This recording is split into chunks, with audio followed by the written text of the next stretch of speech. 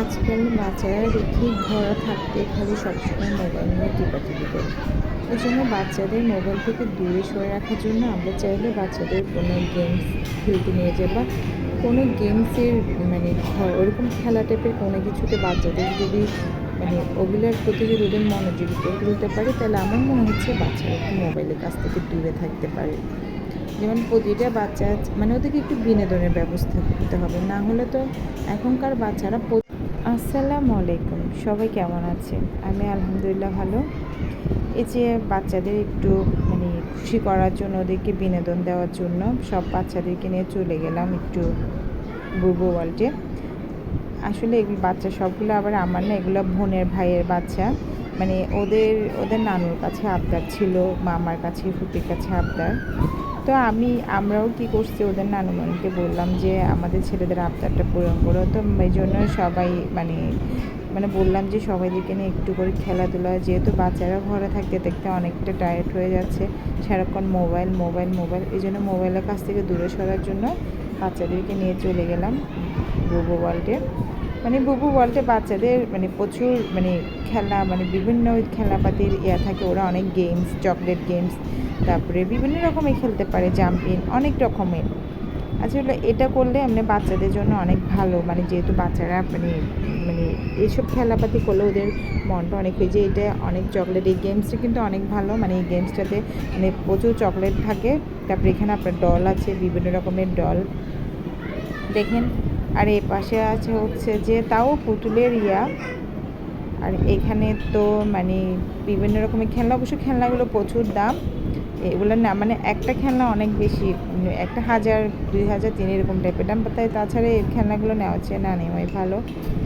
তো এইদিকে চলতেছে বিভিন্ন রকমের গেমসের তো পিচিগুলো অনেক বায়না দেখতেছি, অনেক বাবুরা আসছে, অনেক বাবা মারা তাদের ছেলেদের মানে আবদার পূরণ করার জন্য দেখে আসলো।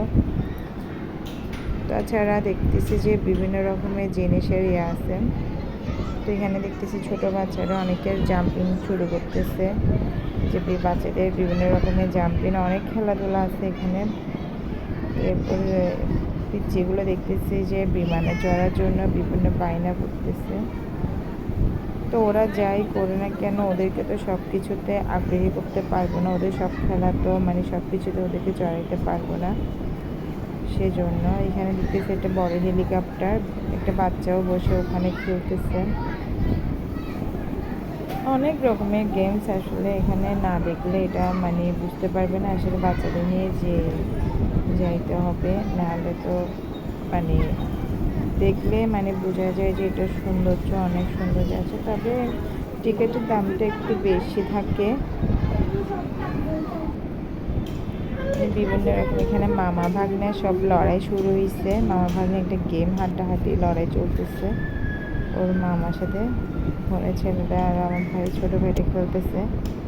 অবশেষে ওদের গেমসটা মনে হয় জানি না, পরে মনে হয় মামা ভাগ্নে খেলাতে কে জিতছে সেটা আমি আসলে জানতাম না। আমি আসলে অন্যদিকে ব্যস্ত ছিলাম, পিচিদেরকে যেহেতু জাম্পিনে দিয়ে দিছিলাম, এই জন্য ওখানে ব্যস্ত আছি।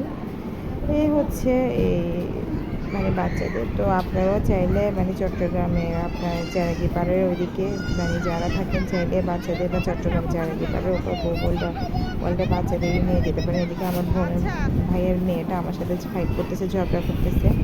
আমি নাকি ওকে বেশি বুঝি, সবসময় খালি ভিডিও নিয়ে ব্যস্ত থাকি, যেহেতু ওকে চড়াচ্ছি না। পরে ওর মামা, ছোটো মামা ওদেরকে ভূতের মানে ছবি দেখানোর জন্য টিকিট কাটলো।